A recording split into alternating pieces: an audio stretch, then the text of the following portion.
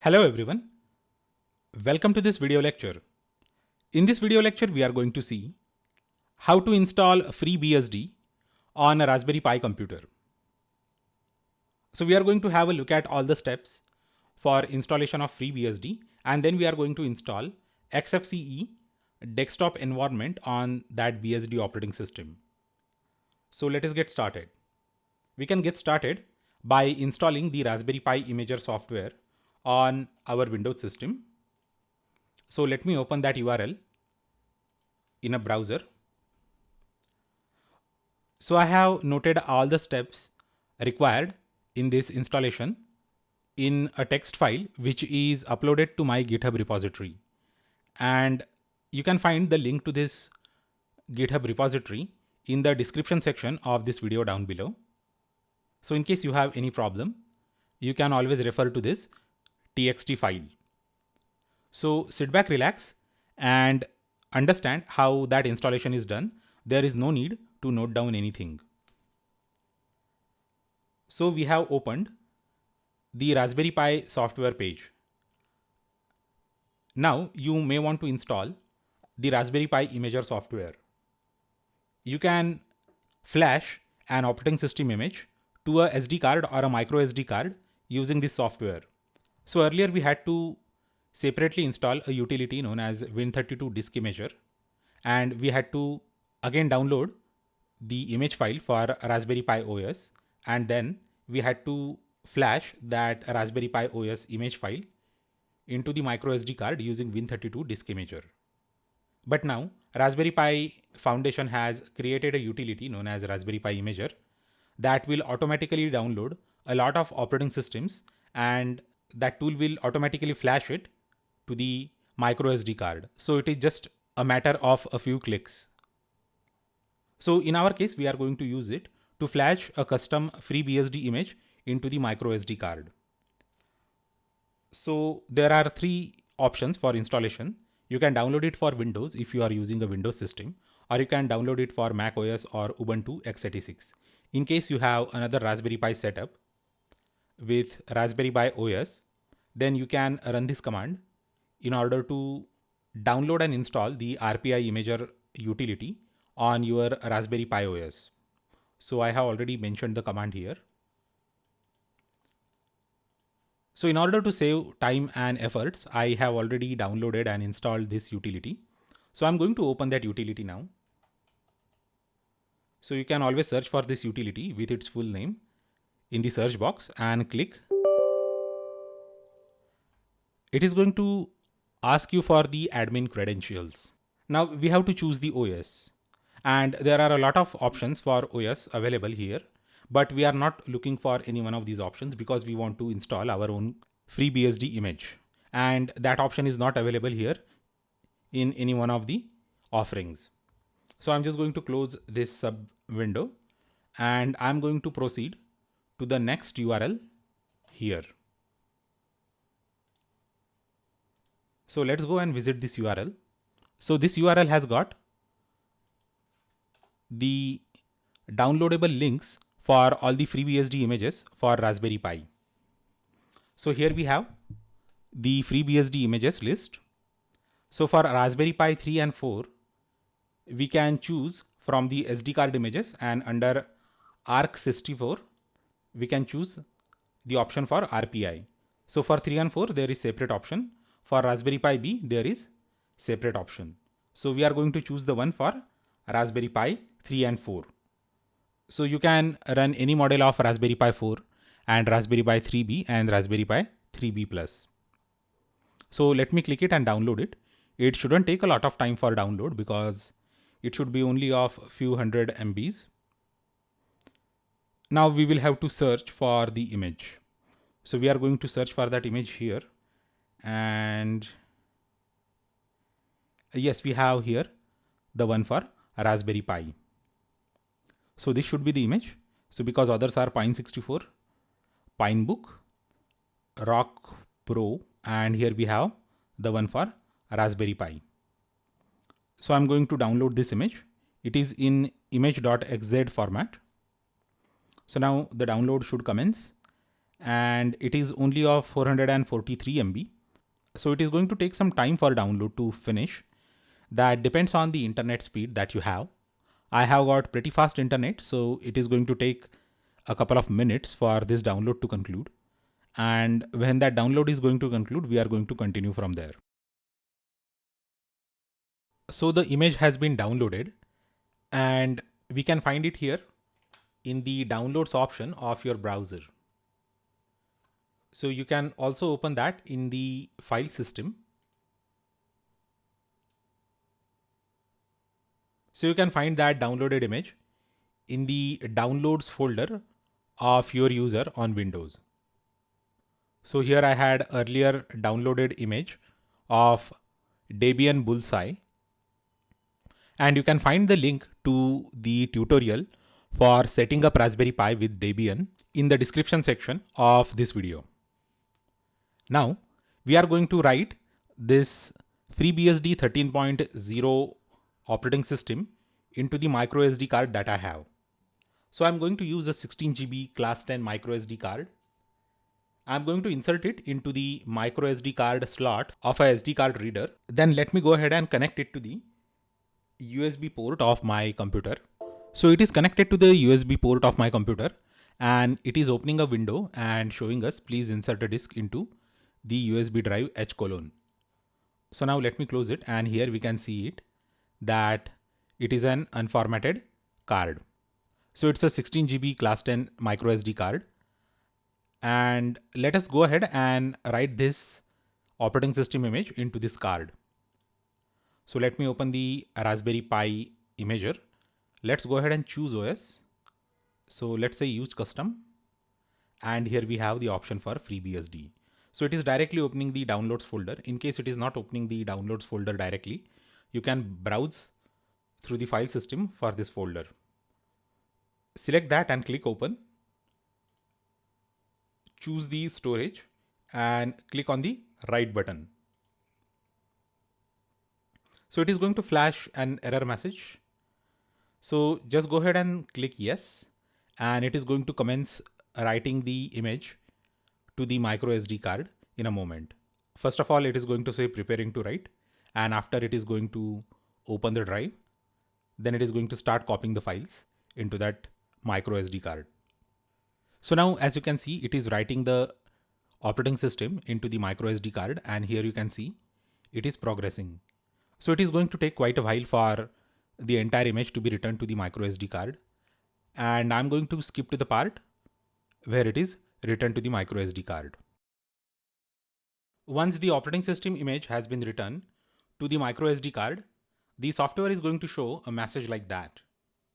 So just click continue and close the window. Open the file system and make sure that the micro SD card is unmounted from the file system. Check here and try to unmount it manually if it is not unmounted, and then disconnect the micro SD card reader from your computer. Now we have to use this micro SD card with our Raspberry Pi 3 or 4. So I'm going to use a Raspberry Pi 3B Plus model, which has got built-in Wi-Fi, and it has also got 1 GB of RAM. So that much amount of RAM is going to be enough for the operation of FreeBSD 13 on this Raspberry Pi. So I'm going to now take the micro SD card out from the SD card reader, and then I'm going to insert it into the micro SD card slot of the Raspberry Pi. I have connected the HDMI output of the Raspberry Pi to a HDMI capture card, and we can see the output of that using the USB webcam viewer. So I'm going to open that utility now, and as soon as we start booting up, it is going to show up that stuff on the screen. So I have also connected a keyboard, a wireless mouse, and the Ethernet connection to the Raspberry Pi, and I have also connected the power cord. Now I just need to push the power button and let the Raspberry Pi boot up. So after booting, it is going to load FreeBSD operating system into the Raspberry Pi's memory. So let us do that.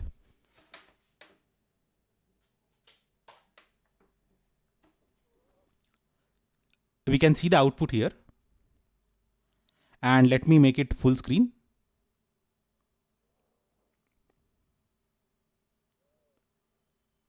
So it is going to take some time for the Raspberry Pi to boot up completely.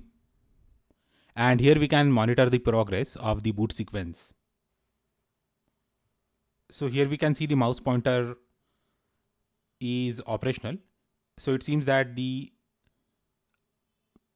mouse drivers are already initialized. And now it is showing us the login prompt. So now it is showing us the login prompt and it is asking us for login. So we are going to log in with root user. So just enter root and hit enter. Okay, so password is root, I guess.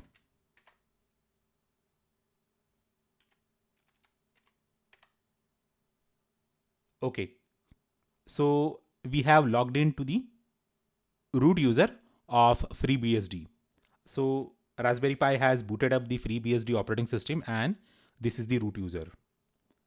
So now let us get ahead with enabling the SSH root login and enabling the X11 forwarding. So these are the two main tasks that we have to perform. So let me switch to the file that we have. So we have this file here. Okay, so the two commands are pkg install sudo and sudo pkg install nano.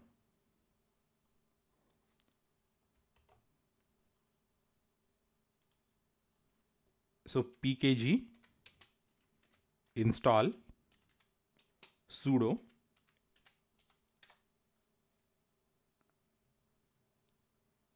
yes. So the package management tool was also not installed. So it is going to fetch that tool and it is going to install it on this Raspberry Pi FreeBSD operating system. And it will take some time for it to install that tool. So we will just have to be patient for that. So the installation of that tool pkg is complete. Basically pkg is the tool that is used for package management. So it is a package manager like apt in the Debian system. So popular Linux and FreeBSD and Unix like operating systems package managers are Brew, Yum, DNF, and apt and pkg.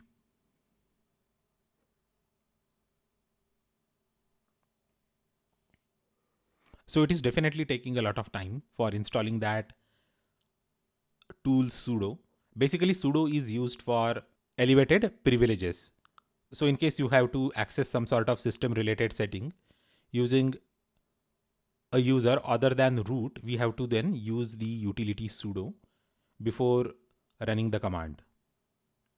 So we have the root user here, so we don't have to worry about anything as of now yet, but it is always better to install that sudo utility whenever you are going to get started with the installation.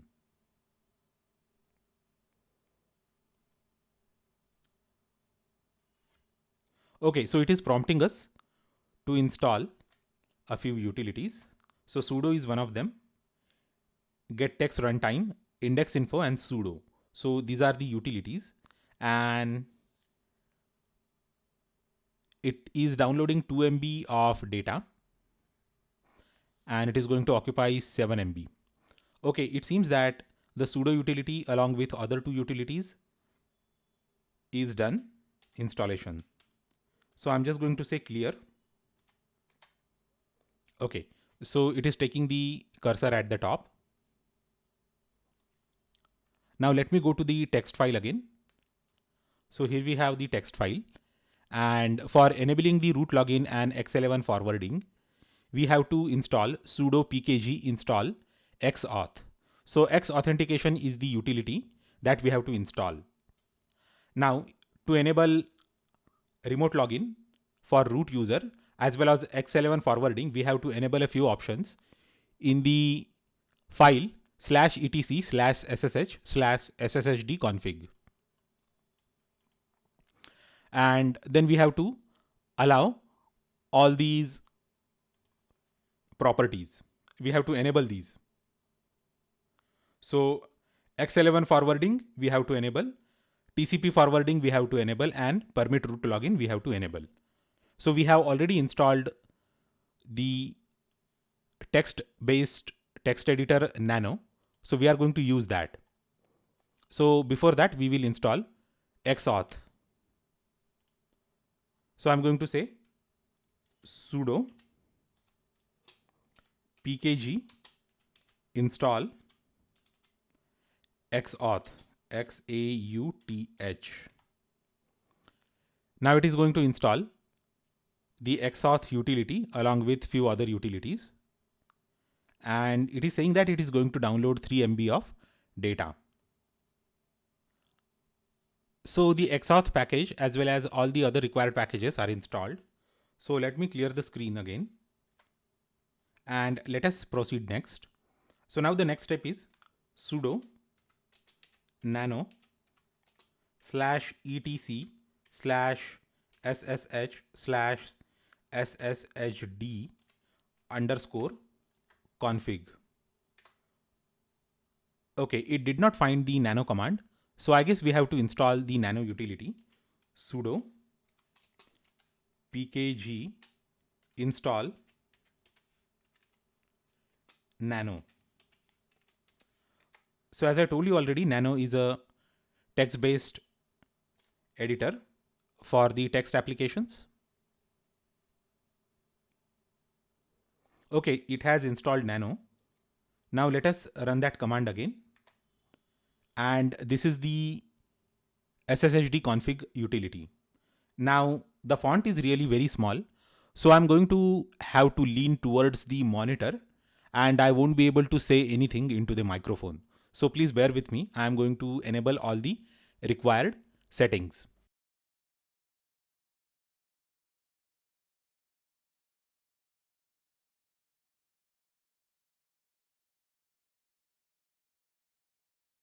So I have enabled all the options and I'm going to press Ctrl X and I'm going to press Y and I'm going to hit enter now. Then let's clear the screen. And I guess that we should be good enough to be able to log in remotely using any remote login SSH tool. So after doing everything, we have to run this command sudo service sshd restart. Sudo service sshd restart.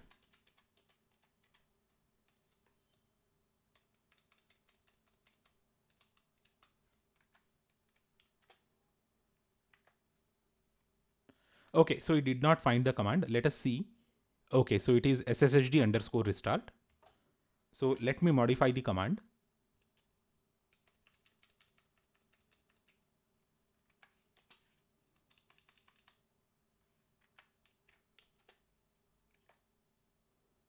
And it has restarted the service, I guess.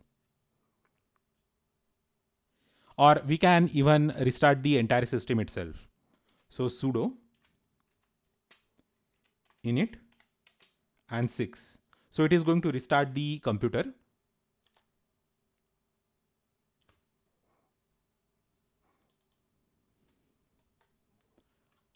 So let it reboot the computer. And once the reboot operation completes, we are going to search for the IP address using the Zenmap utility. So we are back after rebooting the Raspberry Pi. And this time we are going to remotely log into the root account. So for that, we are going to use a utility known as MobaXterm, and it can be found at this URL. So I'm going to visit this URL in the browser. Another utility that we are going to use is Zenmap GUI. So you can download this utility, and after downloading, it will look like this. So basically it is a remote SSH client, and it also has got X11 server for X11 forwarding. So I'm going to start a local command, and let's close that unnecessary tab. Okay, so this is the local command prompt. So probably it is internally connecting to CMD or PowerShell.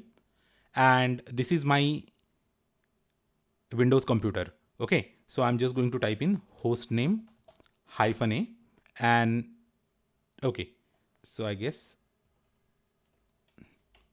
uname -a. Sorry, the command is uname -a, and it is showing me it is Cygwin NT desktop, and I can just say host name, and it is going to show me the name of my Windows computer. So it is capable of running a few Unix commands, and this is not the command prompt of the Raspberry Pi. Okay, so this is the command prompt of the local Windows using MobaXterm. So we are yet to connect to Raspberry Pi remotely. So for connecting to the Raspberry Pi remotely, we need to know its IP address, and there are multiple ways we can find out the IP address of the Raspberry Pi. The best way is from the active client table of your router, and if you do not have access to that facility, then you can just download the utility known as ZenMap. Basically, ZenMap is the GUI wrapper for Nmap utility. Nmap is network map. It's basically a security related tool that is going to return the IP addresses of all the computers that are connected to your subnet. It will return the IP addresses, associated MAC addresses, and the names of those computers. So I have already downloaded and installed this utility, and we can open this utility just by typing ZenMap. And once you type in ZenMap, it is going to open that utility. So the command for searching for anything is nmap -sn 192.168.0. Okay, so these are the first three nibbles of the IP address of your network. And if you are going to run it on a Linux or Unix like operating system after installing it, you will probably require sudo or privilege. So I'm just going to copy this command, and I'm going to paste it here in the command box, and I'm just going to say scan, and it is going to start scanning the network for the connected devices. So as of now, I have an Android device connected to this. I have a Raspberry Pi, and I have the current Windows computer connected to my network. And apart from that, there is a network router. So this 192.168.0.1 is the IP address of the router to which we are all connecting to. And this is the IP address of the Raspberry Pi. So I'm just going to copy this IP address to the clipboard of this computer, and I'm going to go to the MobaXterm utility. Here I'm going to type in command ssh root @ and the IP address, and I'm going to hit enter. So it is going to take us to the command prompt of the FreeBSD installed on Raspberry Pi, and now it is prompting us for the password. So I'm just going to type in root.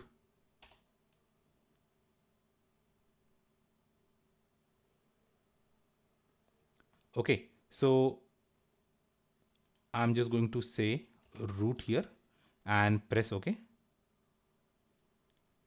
Okay, it seems that we have logged into the root user of FreeBSD, and I'm just going to say clear. So this is the command prompt of the root user of FreeBSD. Now we are going to configure the FreeBSD for using it as a development machine. So the very first thing first is that we need to apply the security patch. So it is FreeBSD -update fetch. And let's run this command.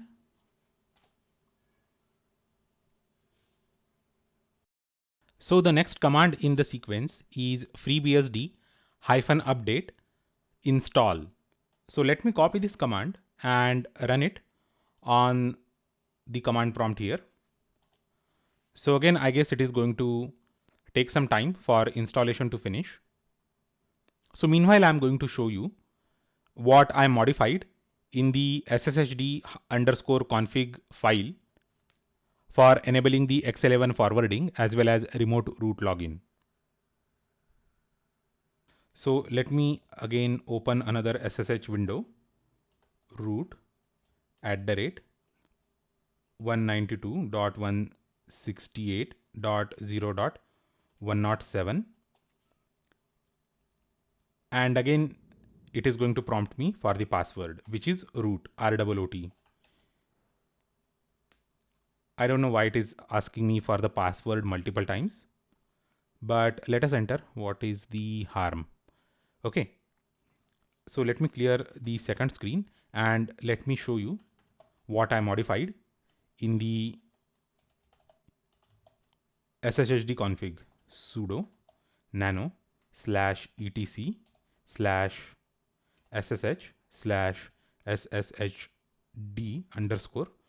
/sshd_config. So if I hit enter, it is going to show me the sshd config utility in the nano editor. So we already installed the nano, if you remember. So here I allowed permit root login. So I set it to yes. And I also enabled the X11 forwarding. So I'm going to explain it in a moment what X11 forwarding is. So here I enabled X11 forwarding.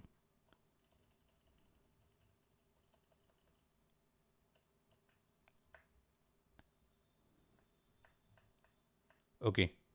And I guess I also allowed the TCP forwarding. So I'm not able to find it here, but I remember yes. So here allow TCP forwarding, yes. So I enabled these three options. So I'm going to exit the nano editor now and let us see the installation. If it is done, yes, it is done. And I'm going to run the command echo $? And it returns 0. It means that the earlier command that we executed is successful. Now let us see what we can do next. So we can actually upgrade the OS, but as of now, there is no need to upgrade the OS because we have just installed it. But in case you want to update the OS or upgrade the OS, these are the steps for doing that. And let's paste this command here to see the version of the FreeBSD. So it is 13.0 release P5. So let us upgrade the installed packages. So let me copy this and upgrade it.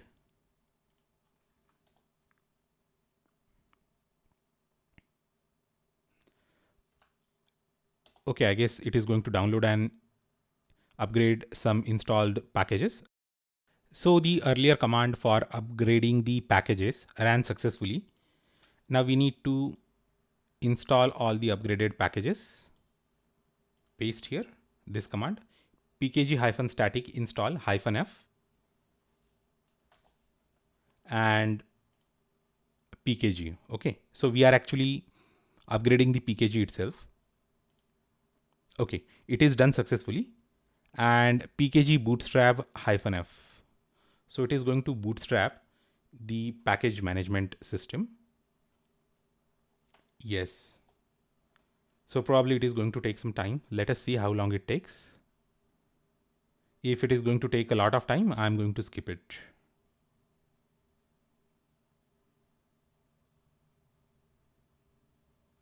Okay. So it has reinstalled the pkg. Now let us update it and upgrade it. Okay, pkg upgrade. Okay, so everything ran successfully. Now the last thing that we need to run is FreeBSD-update space install. Okay, so no updates available, so we don't have to worry about it. Now we have to install one of the most important things that we are going to use for software development, that is the GCC, GNU compiler connection. So I'm just going to copy this and paste it. Okay, so it is going to take a lot of time for the installation to finish because it is going to download 364 MB of stuff. So it is going to install 364 MB of stuff. Okay, it is going to download 64 MB of stuff, and after download it is going to uncompress it and install 364 MB of stuff. So let us wait. Let it finish the installation. So okay folks, we have installed the GCC here, and if you want to confirm that, so just type in echo $? And it returns 0. It means that the installation was successful. And I can just say cc hyphen version, cc for C compiler. Okay. And I can also say gcc version. So this is the GCC, and both seem to be different compilers. So this is FreeBSD CLang stuff, and this is GCC FreeBSD ports collection. So its version is 11.0.1 and GCC is at 10.3.0. Similarly, I can say C++ hyphen version, and I can also say, G++ hyphen version.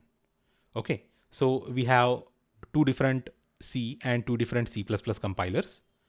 Now I want to discuss a major and one of the most important things is graphical user interface. So I already have listed the commands in the document that we can use for the installation of XFCE desktop. And I really don't like using the graphical user interface desktop of the Unix-like operating systems. I am very comfortable with command line. So we have a trick known as X11 forwarding that allows the GUI utilities to be launched on the remote Unix-like systems, and we can access that GUI through X11 forwarding. So we have already enabled X11 forwarding, and I have explained you twice how to enable that. And at the client side, we require an X server utility. So usually with other SSH clients, we have to use Xming server. But with this MobaX term, the great advantage is that there is a built-in X server utility. So you can find the icon for it in the top right corner, and you don't have to do anything. You just need to invoke that graphical user interface utility from the command line. So I'm going to install a very popular text editing software that is known as gedit. So pkg install gedit.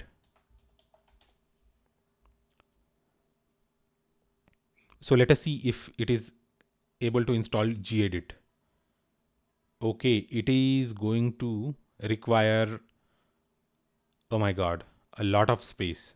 So I'm looking for some sort of lightweight editor. So I'm just going to say no. So let me check for some sort of lightweight editor. So here we can see a list of GUI based editors for FreeBSD, and let us try to install one of those editors. So I'm planning to install gedit. So I hope that it shouldn't take a lot of space. Oh god, it is also taking a lot of space. So I'm going to try to install kwrite. Okay, so there is no package known as kwrite. And is Kate available? Kate.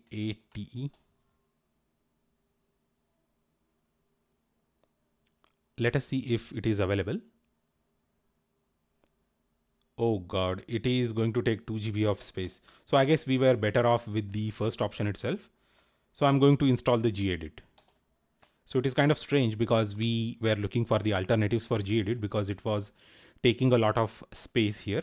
But I think that we should go ahead with the gedit itself. So I'm just going to go ahead and install gedit. So it is definitely going to take a lot of time for the installation to finish. So I'm just going to skip to the step where the installation is done.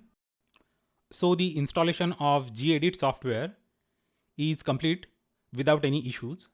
So in case you are doubtful about the status of installation, you can also run this command echo $? This command shows us the exit status of the earlier command executed in the shell. So it is returning 0. 0 means success. It means that the utility gedit has been successfully installed on this FreeBSD on Raspberry Pi. Now gedit is a graphical utility, and we want to run that utility on Raspberry Pi, and we want to access the GUI of that utility. So we can just invoke that utility by typing in gedit and hit enter. So it is going to take some time for invoking that utility. And here you could see an X symbol in the taskbar. And here we have the gedit utility running on the Raspberry Pi, but we are able to access the GUI of this utility on the Windows computer. So this is the advantage and the sweet point about X11 forwarding. So in case you want to develop graphical user applications on that Raspberry Pi and you just want to access the GUI of the application that you are developing without accessing the desktop remotely, then you can just use this X11 forwarding trick. So we can terminate this window just by clicking the close, and that window will be terminated. And now we can again use the command prompt. So let us clear the screen. So this is all about the installation of FreeBSD on a Raspberry Pi computer. So I hope that you are comfortable with all the concepts that we have discussed till now. We have seen a lot of things. We have seen how to install the FreeBSD. Then we have seen how to configure it, how to update it, then how to enable the remote root login. We have also seen how to enable the X11 forwarding. And finally, we have seen how to install the GCC compiler. So I think that this much of knowledge of FreeBSD is good enough to get you started with the development with FreeBSD on Raspberry Pi system. So I hope that you have liked this lecture and you have found all the concepts that I have explained in this video lecture quite useful for your future. In case you have any questions or queries, do let me know in the comment section. So as I have told you already multiple times during the video, that I am planning to expand my channel by adding more and more tutorials regarding with Linux, Unix, C, C++, Python programming, shell scripting, Java, JavaScript. You may want to watch all of those videos that I'm going to upload in future. And for that, you might want to subscribe to my YouTube channel. So thanks a lot again for watching this video, and I will see you next time.